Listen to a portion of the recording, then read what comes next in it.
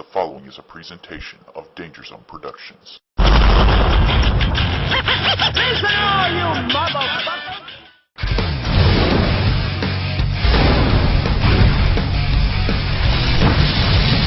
In April of 1997, we as a gaming community got our first word that there was a brand spanking new Duke Nuke'Em game in the making. And oh my god, the hype for this game was unprecedented. We got a few promo pics and screenshots here and there in 1997 and 1998, but still no actual game trailer or any kind of real information about the game. Just, this, that, and the other. 3D basically jerking us around. It got so bad that in 2001, a 3-year absence in between the release of these trailers, that gamers were getting a little fed up to the point where 3D Realms actually went on record by saying, look, the game will be done when it's done, okay?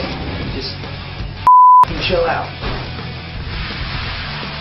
Then once again, we get nothing for a total of 8 years. 8 years, nothing. No blurbs, no screenshots, no trailer, no nothing. We didn't get shit. But then, in the year 2007, finally, 3D Realms gives us a little taste of what we've been waiting for when they released their first trailer for the Duke Nuke'Em game. And oh my god, was it glorious! We wanted to see it, we wanted to play it, we wanted to own it. We wanted that game, we wanted it in our hands. But sadly, as soon as the trailer came out, the game went right back under the rug, swept under by the bureaucrats that are 3D Realms.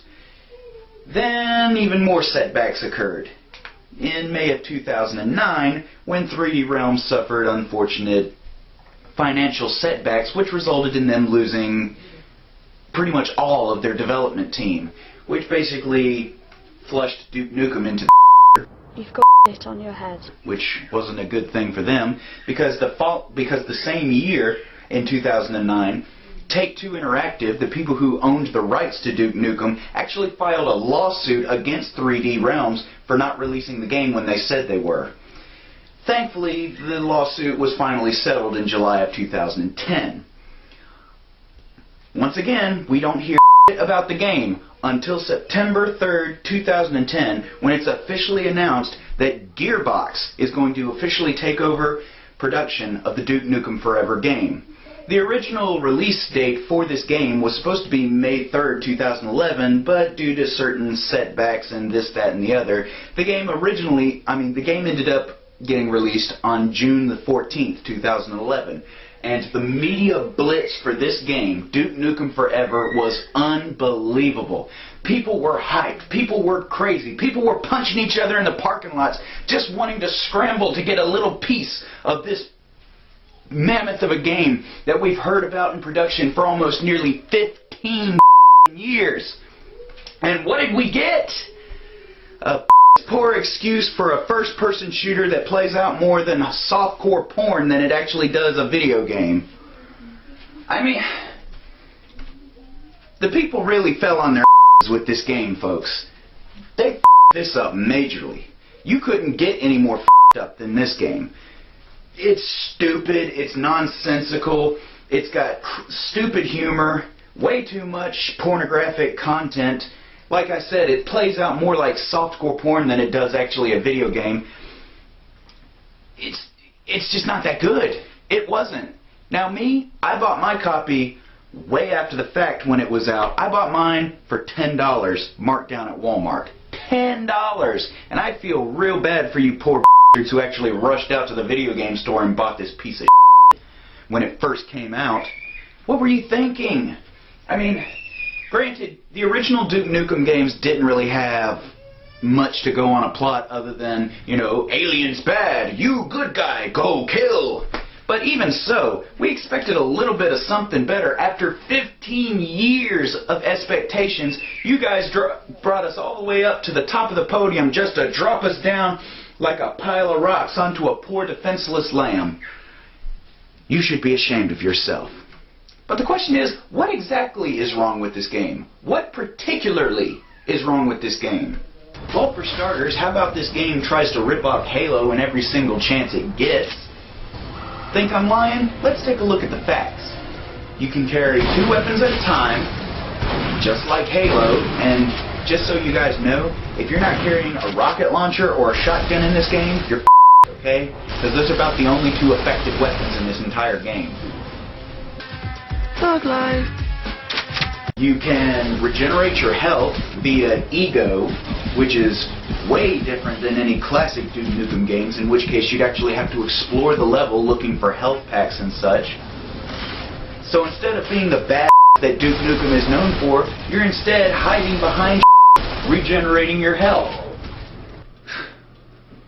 And not only that, but Duke Nukem takes the opportunity it can every chance to about other games. I just got back from helping my friend find his wife. In fact, there's a part when he about Valve's puzzles. And even though they rip off Halo every chance they get in this game, does that stop Duke from about Halo? Your green power armor over here and ready to go. Power armor is for... Of course not. Of course not. It's just, there's no new surprises in this game. You're fighting the same cookie-cutter monsters that you did in all the other games. The bosses are unbelievable. And when I say that, here's what I mean. The final boss of this game is laughably pathetic. I beat him in one go with barely even trying. This boss, well, if you played classic Duke Nukem games, you know by now that any boss in Duke Nukem goes down by any kind of explosive weapon, via grenades or a rocket launcher.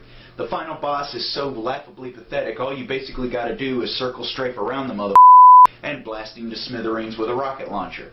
I fought other bosses in this game that are way, way harder than the final boss are. Bosses I got stuck on, and yet I beat the final boss without barely breaking a sweat? Are you mad?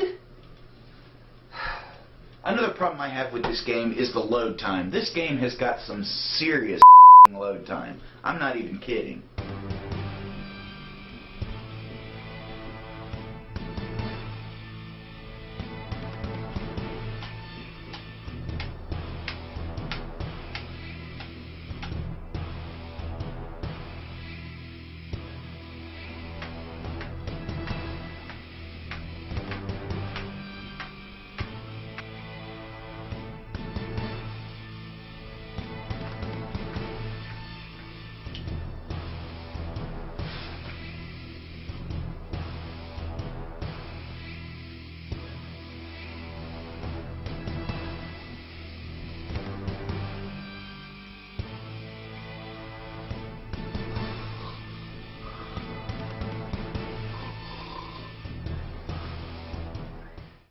Delete messages. We'll be right back. There's also instances in the game where Duke gets shrunk down. Yeah, I know. That was my reaction when I first saw it in the game too. What the Why would I want to play as mini Duke Nukem, running around beating the shit out of rats and baby aliens, when I could be big-sized Duke, blowing the shit out of bigger aliens and spaceships? All the shrinking does is add more time that's unneeded to the game. It's not. There's even a driving stage where you're driving a remote-controlled car. Why does Duke Nukem need to drive a remote-controlled car?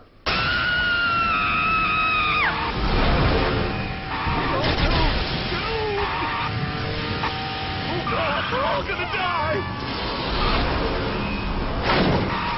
The weapons are another thing that really pisses me off in this game.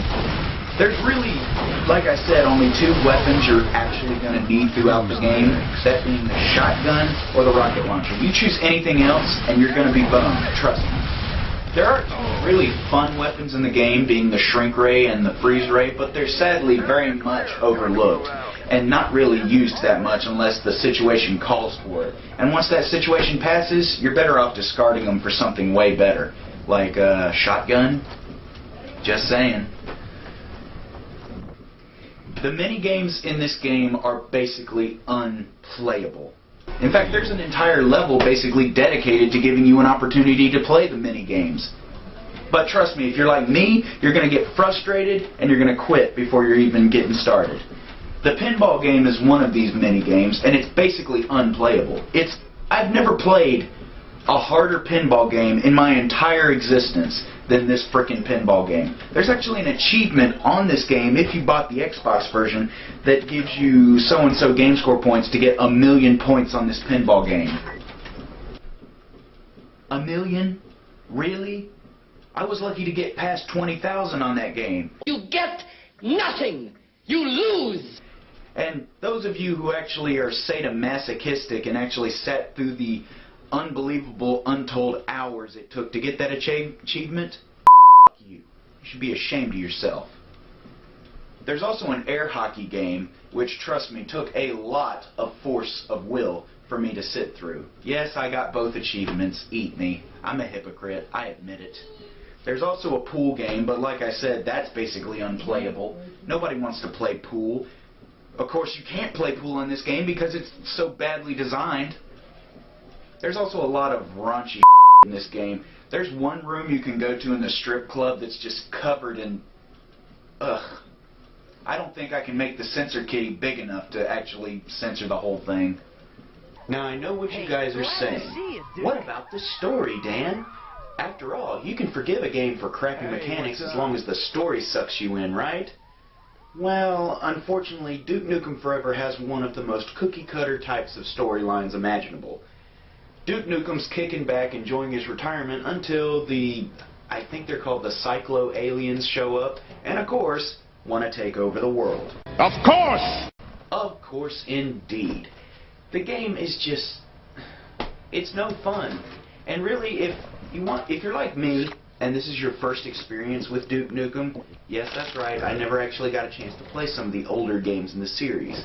This was my first time experiencing Duke. What was my first impression of Duke Nuke'Em? Well, Duke, in my personal opinion, is like what would happen if Johnny Bravo and Arnold Schwarzenegger had an illegitimate butt baby, who also happened to have voice acting lessons from Bruce Campbell. All right, you primitive screwheads, listen up. Hail to the king, baby. Hail to the king, baby. I'm gonna get medieval on your...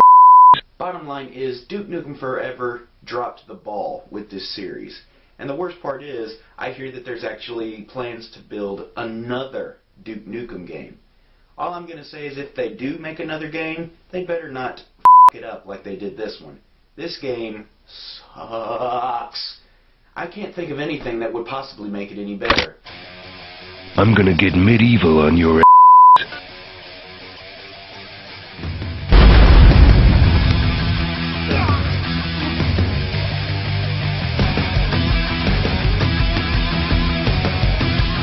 I'm not gonna fight you.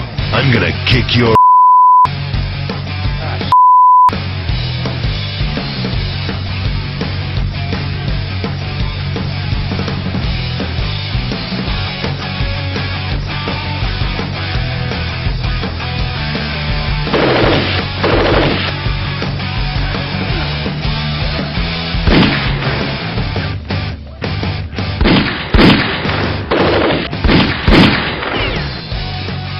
It's down to you and me, you freak.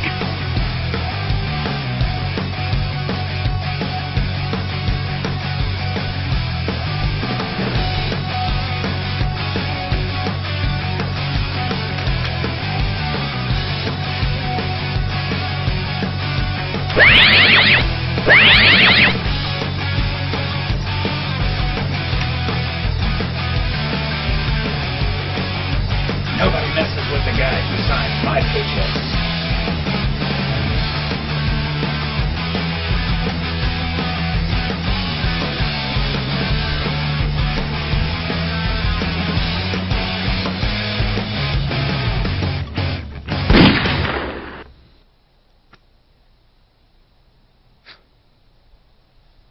Hail to the king.